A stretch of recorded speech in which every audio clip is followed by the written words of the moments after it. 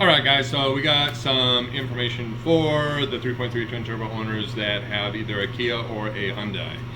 We are going to talk about ignition coils today. So ignition coils coming from the 18, 19, and 20 have a unique difference in them than the 2020, 2021 and newer. I have not seen a set of old style ignition coils in anything newer than mid-year 21. So a few people have stated they've seen some difference in the ignition coils. I have yet to see that, so let me show you what's going on. Okay, first generation ignition coils had this I don't know, plastic thing in between them. Okay, this plastic thing was not really a good design. We've seen misfires and ignition performance issues from this boot design on this particular coil. What Hyundai replaced it with in 2020, 2021, somewhere in that model year range, is this. This is a full silicone boot. It is essentially the same ignition coil on the top side. They have just replaced the boot. There's not a resistance block or a piece of plastic in there to create any kind of artificial resistance heat. This again is a full silicone boot. Okay, let me show you what's going on. So this here is a first generation fouled. So this is a good first generation coil. You can see if you look really close, there's no real signs of any misfiring. Okay, now let's pull one out that is misfiring. So pretty quickly, it's obvious. It's, I don't know, dirty. And it's not per se dirty.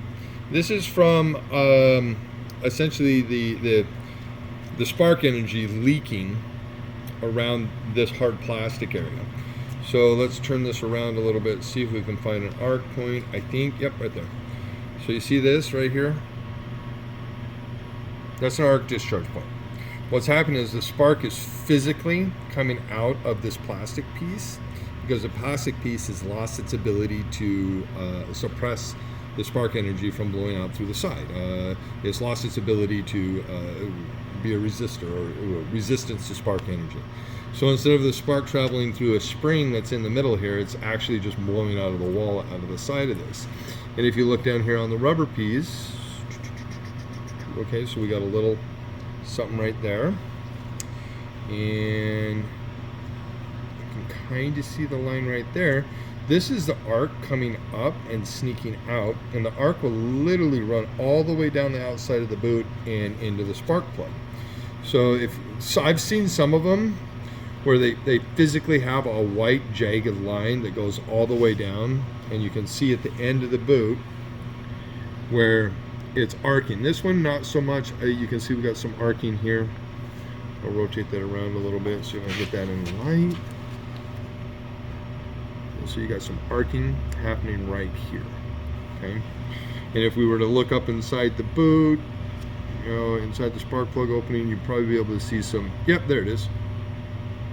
Okay, so this is going to be incredibly difficult to get a good view inside the boot, but you probably can't see that. I'm looking down inside the boot and I can see white where it is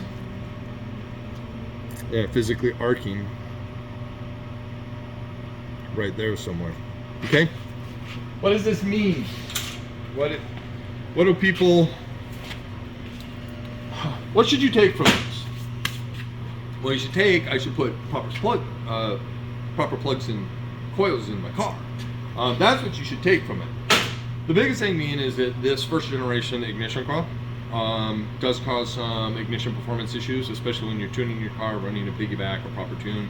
Stuff of this nature, this ignition coil is not going to be designed around performance-oriented tuning, performance-oriented performance, vehicle ignition, etc., etc. This particular coil will eventually give you problems. The one I showed you that was all brown on the bench that had like 30,000 miles on it with a tune. I have customers that are running the second generation coil that are at 85,000 miles with zero issues, and they're getting much longer spark plug interchange intervals. Spark plug intervals with this coil than they are this coil. So that should lead you to believe that there's a problem. Well, there is a problem, and the problem being is that this hard plastic insulator here quits insulating. and it starts creating a voltage leak. Now, do I have to explain how a coil works, what a coil does? No, I'm not going to explain that. I'm the guy giving you the information on what you should do. Do I have part numbers? No, I don't. I didn't prepare myself for the video to get you part numbers. If you need a set of ignition coils, I think we got like 10 sets in stock. We got spark plugs in stock. I don't even have the coils listed on the website because it's not one of these things that I want to push on people. I do think that if you do not have the first generation, again, if you don't have the second generation in your first generation car and it's a direct fit replacement, I think that you might be running into performance issues, especially if you're running into misfires or you're running into something of that nature. Performance. If you have a 2018, 19, or 20, it would probably be a really good idea to upgrade your ignition coils with fresh spark plugs. Don't just keep throwing spark plugs at it. And I think there is some experimentation that needs to be done with the piggyback and these new coils, because I don't hear nearly as many people having to close the gaps on the 2021 and later model year cars with the piggyback. The 2018, 19, and 20s, a lot of people were gapping their plugs down to 022, 024 to avoid spark blowout. Well, it wasn't spark blowout, it was coil blowout. All right, so what do you do with this information? Well, you can thank me, you can hit the thumbs up, and you can hit the like button on every piece of social media that I share this video on. Outside of that, I hope this information comes to you guys and it works at solving a lot of your guys' issues that you're having with spark performance in your 3.3 twin turbo.